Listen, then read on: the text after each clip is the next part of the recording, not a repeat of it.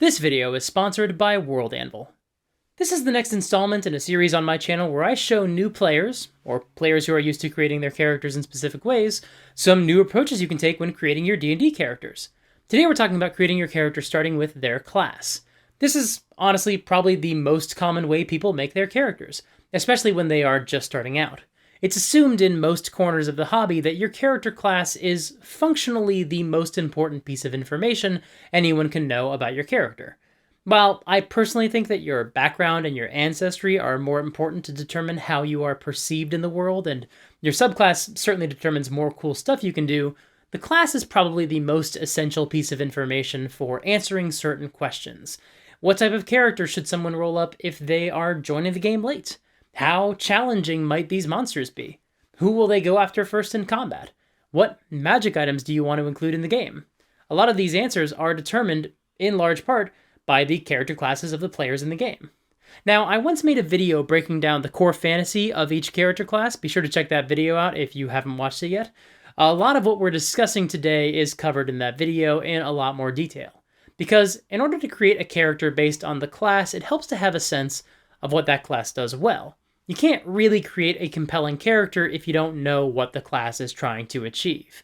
And if you don't know a lot about the game, don't worry too much about it. Hopefully, the flavor text of the game itself is going to do some of the heavy lifting and communicate this idea to you. But I'd argue that's only the first part of the process. Yes, you need to find a class that appeals to you, but let's also figure out how to make the class the central focus for a compelling character concept. To do that, let's start with a class I've never played. In fact, it's a class I've never even made a character for, or really even ever had a concept for. The Artificer. Artificers are magical inventors. Specifically, they focus on creating awesome mechanical stuff that is infused or enhanced with magic. My go-to example is Tony Stark, because of course it is, come on, it's such a good fit. But we're going to try not to just make another version of Tony Stark today. I'm willing to bet there are plenty of Tony Stark-inspired artificers out there. Hell, there was one on Critical Role.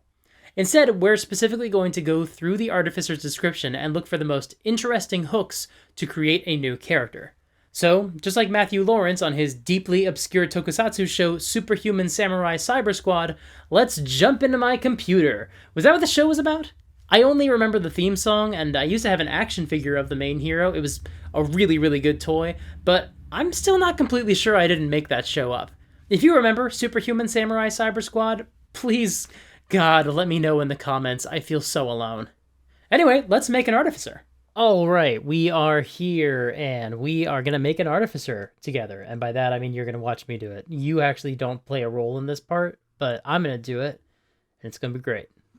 All right, I've never done that. I've never made an artificer before, and I'm starting to act like I've never made a character before. I know where to go, hold on. But I'm going to look at the description first, because I think that's more relevant. The magic of artificers is tied to their tools and their talents, and few other characters can produce the right tool for the job, as well as an artificer. So the class is really structured around the magical tinkering, obviously. Artificers in the city of Sigil share discoveries from throughout the multiverse, and from there, the gnome artificer Vi runs a cosmos-spanning business that hires adventurers to fix problems that others deem unfixable. In Vi's homeworld, Eberron, magic is harnessed as a form of science and deployed throughout society, largely as a result of the wondrous ingenuity of artificers. So here's something I want to think about first, because they say here, Tinker gnomes are often members of this class in Dragonlance. Vi is a gnome. The art at the top, the art right here is Vi, a gnome, and the main art of the artificer, which I don't think is on this D&D Beyond page, but is in the book. Oh, yeah, I guess this is a little further on, so it's probably further in the section, is a dwarf. So there's a lot of, like, theming going on here. They're not the only artificers in this chapter. There's more presented. But yeah, there's another gnome.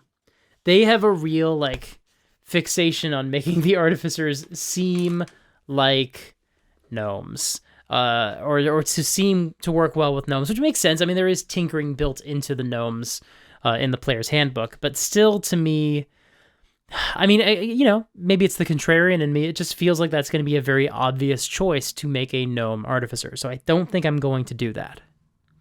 I'll be a halfling instead. I'm joking. I'm going to do 3 levels. I know in most of these videos I only go 1 level, but I want to I want to do a subclass for the Artificer, so I'm gonna do the first 3 levels. Okay, this is interesting to me. Tools. Thieves' tools, Tinker's tools, one type of artisan tools of your choice. The fact that Thieves' tools is on that list is really interesting to me, but I also want to look at the list of artisans' tools, because I think there's something there that could add an interesting theme to this Artificer. You know, I'm not trying to make necessarily the most iconic Artificer. That would just be a gnome. I would just do Vi again. That's not what I want to do. I want to find something that works. So artisans' tools, here are the options. Alchemist supplies is an easy one because there is an alchemist artificer option. Brewer's supplies. It's funny. I mean, that could also be an alchemist because they hinted, you know, a calligrapher's supplies could be used by an artificer as well. Like any of these tools would work. And I do think I'm going to end up making this character a former whatever, you know, former one of whatever of these. I'll probably give them the guild member background, which I've never used really ever before. Carpenter's tools. Cartographer's tools. I want to make the cartographer's tools work. I just don't have an idea for that. Cobbler's tools. That would be funny, but I'm not going gnome. And cobblers would be very funny for gnome. Cook's utensils. Glass blowers is really interesting to me. Jewelers is really interesting to me. I have an idea for a jeweler that might work. We'll come back to that one. Leather workers. Masons. Masons are what? Stonecraft, right? Doesn't say here, but yes. They're stone. It's like stonemasons. Painter supplies. Potter's tools. Smith's tools. Oh, smiths are just like they run forges. It's a very obvious one, of course. Tinker's tools, as we already get. Weaver's tools. That's interesting. Okay, I don't think it works. And then woodcarvers. Wait, didn't we have another woodcarver? No, we had carpenters and woodcarvers. Distinct and different, of course. Jewelers is interesting to me, and the reason why is I'm sort of thinking about the subtle inscriptions that a jeweler needs to make and the way that could be inscribed into something mechanical would kind of like work really well, and like the engravings. Additionally, I also really like the idea that maybe they've learned magic because they were dealing with some certain jewelry. You know, they had a chance to examine, like somebody, you know, pawned or they acquired or however they got their hands on a magical ring. And so they were studying that, and through examining a couple of magical rings or magical gems, they learned basically how to manipulate magic. And it's not the tools anymore. It's not the stuff they were using. It is just knowledge that they understand based on stuff that they've examined. I kind of like jewelers for that. So the idea that this was a jeweler, and that was their trade. And of course, I'm picturing them as a gnome right now, and I want to shake that. I don't have to, but I want to. So proficiencies, we're going to... no, sorry, not proficiencies. Oh, yeah, artisan's tool. We're going to take the jeweler's tools. Now, I'm going to jump over to background, and I'm going to add the guild background. Whatever it is, guild artisan? Yeah, guild artisan. And for the tool, jewelers doesn't show up because we already got it. So what else could they also be proficient with that would make sense? We're just say glass blower, because that's kind of fun. I like the idea. No, you know what? They should actually be proficient with smith's tools because artificers also forge things. So they could be good at both. Sure, why not? Another language. What language? Well, let's actually come back to that once we pick a race. All right, personality traits. Yeah, I'm going to pick these now. Perfectionist works really well with an artificer. Snob who looks down on those who can't appreciate fine art. Yeah, maybe. Oh, I always want to know how things work and what makes people tick. That's really good. Fully witty aphorisms. Meh. I'm rude to people who lack my commitment to hard work and fair play. Yeah, I mean, maybe, but no. I like to talk at length about my profession. Maybe. I don't part with my money easily and will haggle tirelessly to get the best deal possible. That just doesn't sound that appealing to me personally. That's not my style of play. I'm well known for my work and I want to make sure everyone appreciates it. I'm always taken aback when people haven't heard of me. I've played many of characters like that. I don't need to play another one. I want to know how things work and what makes people tick. It makes perfect sense. I can't not do that. I'm going to pick one more randomly. Yeah, that's the one I was leaning towards. They picked, I believe anything worth doing is worth doing right. I can't help it. I'm a perfectionist. Okay. I mean, that's a strong character for sure. Ideals. Why'd I pick random first? I don't know. Yeah, I actually don't love that one. I'm not going to go random. What are the options? Community. Community's not bad. Community's interesting. I mean, they're members of civilization and society, and they want the best for society. That's interesting. Generosity. My talents were given to me so I could use them to benefit the world. Okay.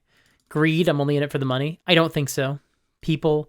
Committed to the people I care about, not to ideals. Freedom. Everyone should be free to pursue their own livelihood. Aspiration. I've worked hard to be the best that there is at my craft.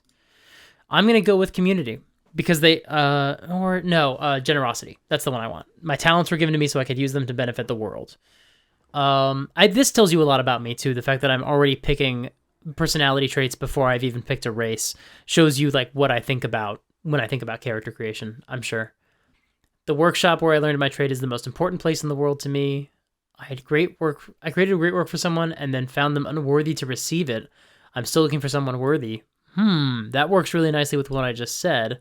I think I actually know exactly what subclass this is going to be now.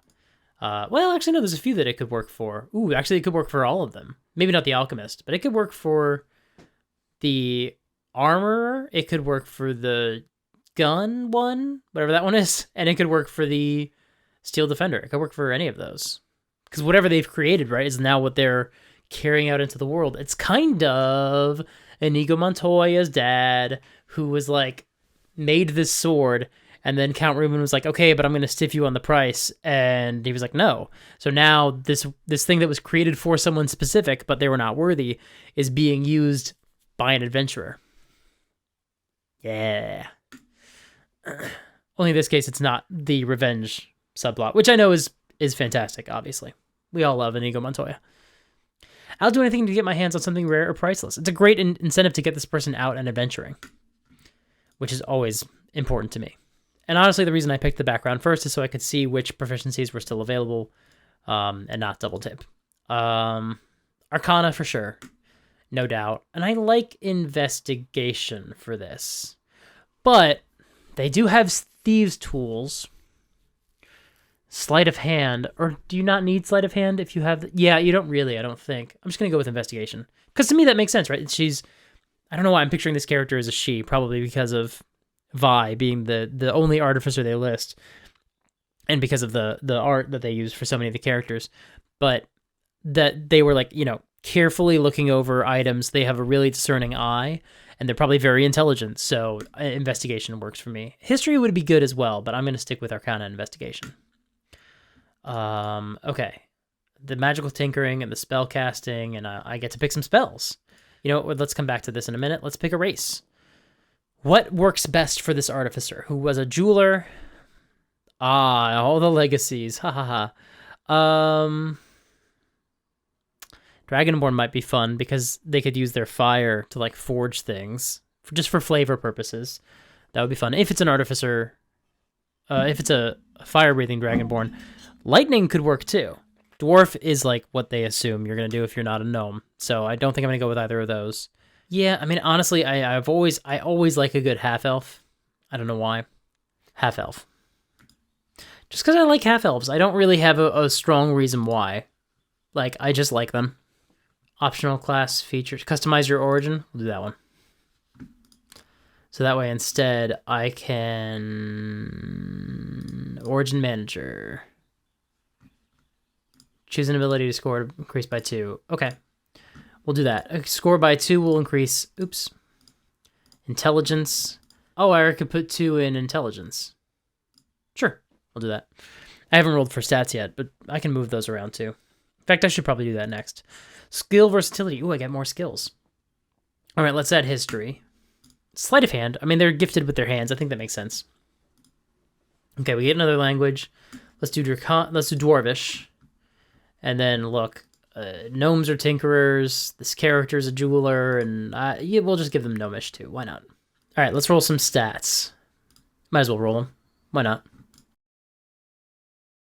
All right, we'll definitely throw this into intelligence, strength, and charisma. I very rarely play really low charisma characters. Spells. Let's pick some spells. First level. Ooh, and I get more spells. Oh, because it's based on my intelligence. Actually, in that case, screw it. Can I just move this Constitution one to intelligence? Will let me do that? 18 and 15. That's still very respectable for a level 1 character. And I believe that means I'm going to get another spell? Question mark? Yeah, baby! It's another prepared spell, but that's fine. Mending is... You gotta. I'll just give him an Asami glove. Gotta get Identify, for sure. Could do Absorb Elements. That's pretty cool. Yeah, we'll do Absorb Elements. But I am going to take this up to level 3 and see what happens. So, okay, what did they build for someone? Were they making someone awesome armor? Were they making I mean, I do like that. Were they making someone an awesome gun? Or were they making someone an awesome traveling companion? They're all 3 really good. So I think what I'm going to do, 1 and 2 will be armorer, 3 and 4 will be artillerist, and 5 and 6 will be battlesmith. Awesome gun. I just don't love the gun.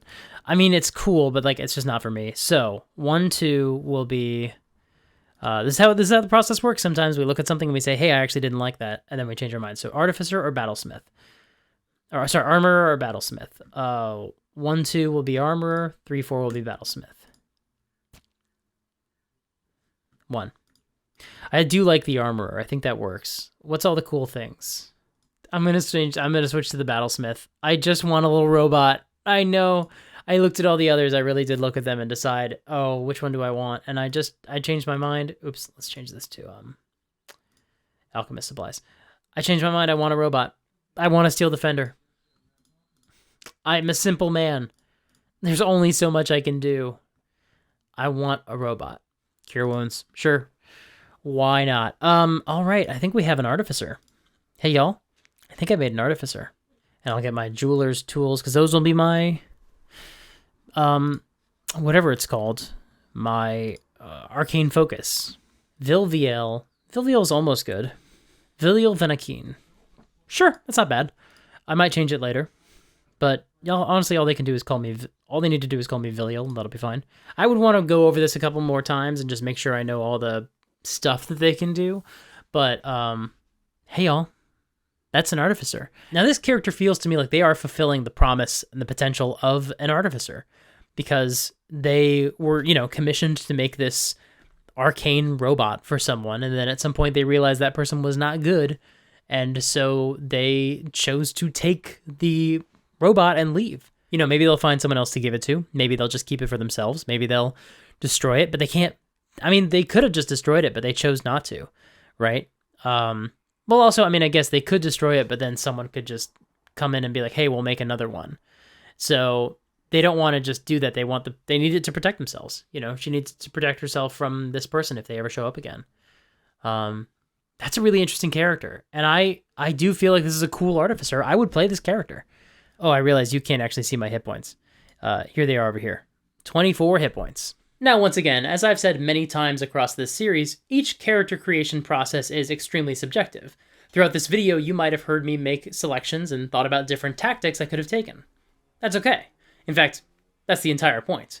We're not all going to draw exactly the same conclusions from each of these classes, just like we don't draw the same conclusions from any of these processes I discuss in any of these videos. So I encourage you to let me know in the comments below where you might have deviated from the character that I created. Maybe it's as early in the process as figuring out the priority of what makes a compelling artificer. Or maybe it's as late in the process as choosing a name. Once again, there are no wrong answers here. Now, the artificer is obviously a tough class to deal with, specifically because it has such a high fantasy premise. And for a lot of D&D tables, it doesn't really jive with what the dungeon master has in mind. Or perhaps the DM is preparing a campaign setting that is way more low fantasy, and someone like the artificer doesn't really make sense. After all, a DM can ban any classes they want. That's always totally allowed. But all that to say, it can be really hard to create an artificer without knowing exactly what world the game will take place in. But my game master might not want to pick an existing campaign setting and instead want to create their own world, and that can be a lot to keep track of. Thankfully, my game master can handle all of that work with the help of today's sponsor, World Anvil. World Anvil is an online resource that gives game masters the tools they need to create a world and share it with their players. You can make the pages look so clean and professional and inspired and inventive, your players will think you are an artificer. But you can also keep secrets on your pages, special notes that only you can see and your players can't. They're better protected from your group than if you had your lore inside a suit of Guardian armor. And by creating individual pages that you can share with your players, you can control the way you deliver information to your group.